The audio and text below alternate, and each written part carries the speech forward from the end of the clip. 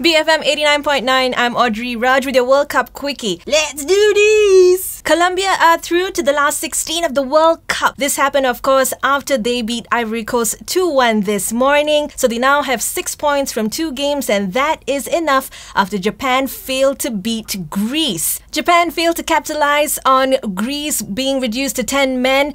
Katsuranis was sent off for a second bookable offence, but the match still ended 0-0, Japan and Greece. This means Japan, Greece and Ivory Coast all have a mathematical chance of making it to the last 16. It will all come down to the last group match next week. England, meanwhile, will... let's just say it's not looking too good for the Three Lions. They fell 2-1 to Uruguay this morning with Luis Suarez scoring a brace. Maybe this is payback for all the bad English press he's received over the couple of years. Some good news for England though. Wayne Rooney scored his first World Cup goal. Yeah. And Balotelli, well, he's got a plan of his own. He wants a kiss from Queen Elizabeth if the Italians do beat Costa Rica tonight. So we'll just have to wait and see how England end up in the World Cup and if Balotelli will get his kiss from Queen E. But more action tonight other than the Italy-Costa Rica match. We've got Switzerland playing France and Ecuador up against Honduras. All this and more, but first, here's the king of Spana himself, Mr. Tiki Taka, Sharaad. Kuttan.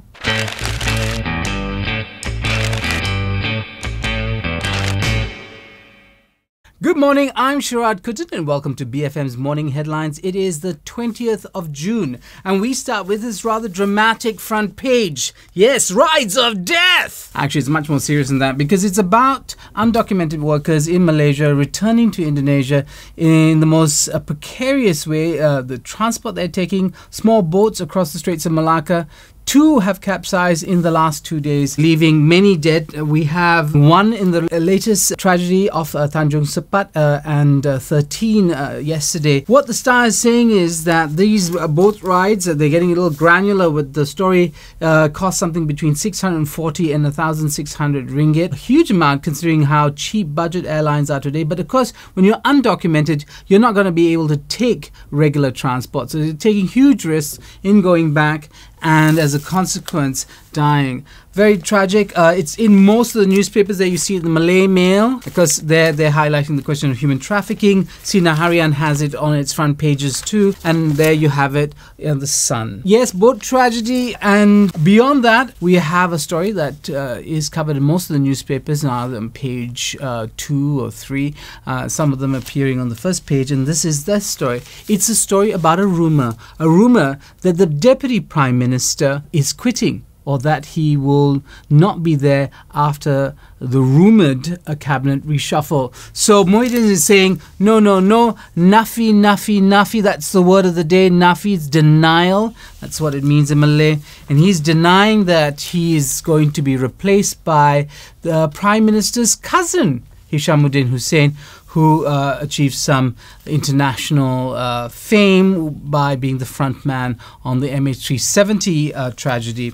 Now, the other news, of course, is football. We have this, adios Espana, except there is no E there. So I'm not quite sure what's happening with the NSD. It's because it becomes adios Spana, which, of course, is a tool to remove a screw or a bolt or whatever. Adios Spana, but because a Spana in the works for Espana. There you have for Malay Mail. End of Tiki Taka. I have no idea what that means.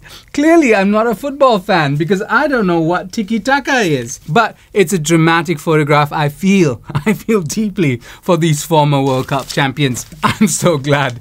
I didn't think they were going to make it to the finals. So I still might win that office poll.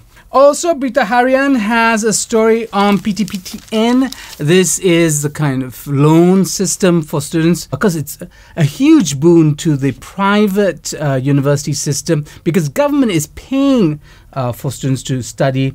The colleges collect the money. They're minting millions. Students are left with a lot of debt. But here's a story about 50,000 who were denied a PTPTN loan. Utusan Malaysia, there you have it, front page. Spanyol pulang awal. Sedih. More importantly is this, rujuk mahkamah, which is advice from the palace to refer to the ongoing kerfuffle about the Bibles seized by Jais from the Bible Society. Say, go to court is what the palace is saying. The palace is also saying that in all its decrees, it has never sought to be above the law. So palace making it very clear that they are working within the constitution and within the law. Also, other stories in the papers that you might be interested in. N. Surendran, PKR Vice President, suspended yet again for 6 months. He just come out of a 6-month suspension. He's going back into suspension.